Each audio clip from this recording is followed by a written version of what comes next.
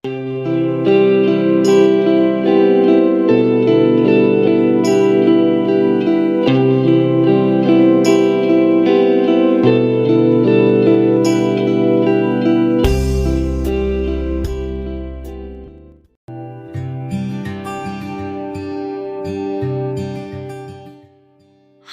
yang harus diperhatikan dalam membaca dongeng yaitu lafal, intonasi suara, ekspresi, tanda baca, suara lantang.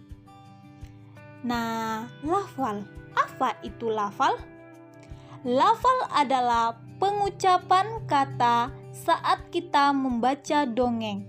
Kita harus mengucapkan kata dan frasanya dengan tepat. Intonasi suara. Intonasi suara itu ketika kita bertemu dengan kalimat yang diakhiri tanda titik harus datar. Dan jika diakhiri tanda tanya, maka suaranya harus menurun. Sedangkan jika diakhiri dengan tanda seru, maka intonasi kita agak naik. Ekspresi. Apa itu ekspresi?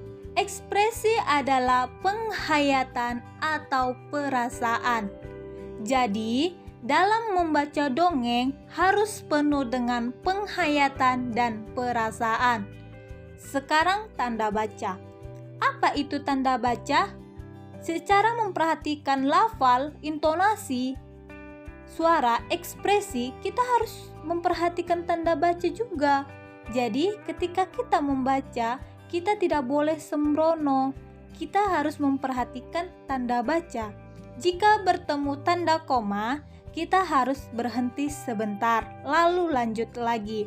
Sedangkan jika kita bertemu tanda titik, maka kita harus berhenti membaca. Dan yang terakhir, suara lantang. Suara lantang ini berlaku ketika kita membaca di depan orang banyak, agar suara kita terdengar dengan jelas dan dapat mereka nikmati isi cerita dongeng yang kita bacakan. Nah, di sini saya ada sebuah contoh cerita dongeng yang berjudul Keledai yang Cerdas. Alkisah di sebuah perkampungan, tinggallah seorang petani bersama keledainya. Suatu hari, keledai milik petani terpelosok ke dalam lubang bekas galian yang cukup dalam. Keledai itu tidak bisa keluar dari lubang galian tersebut dan menangis karena merasa takut dan kesakitan. Sementara petani berusaha mengeluarkan keledai dari lubang galian itu. Usaha yang dilakukan berkali-kali selalu gagal. Tidak lagi terdengar suara rengkekan si kedelai, dan Pak Tani pun merasa letih karena terkuras tenaganya. Pak Tani merasa putus asa, akhirnya memutuskan untuk meninggalkan keledainya di dalam lubang itu sendirian, karena dia berpikir bahwa keledainya sudah sangat tua dan tidak produktif lagi. Jadi tidak ada ruginya jika ditinggalkan dan mati di lubang itu.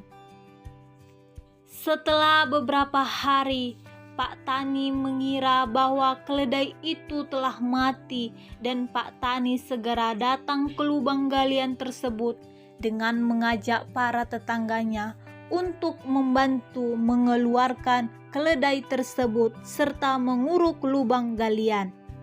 Selain lubang itu berbahaya jika dibiarkan ada, dia juga bermaksud menguburkan si keledai. Mereka membawa cangkul dan sekop dan mulai melemparkan tanah ke dalam lubang yang menyerupai sumur itu.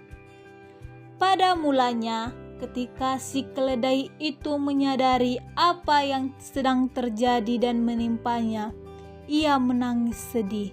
Ternyata Pak Tani tega berbuat seperti itu padanya. Tetapi kemudian semua tetangganya kagum dan takjub kepada si keledai karena menjadi diam.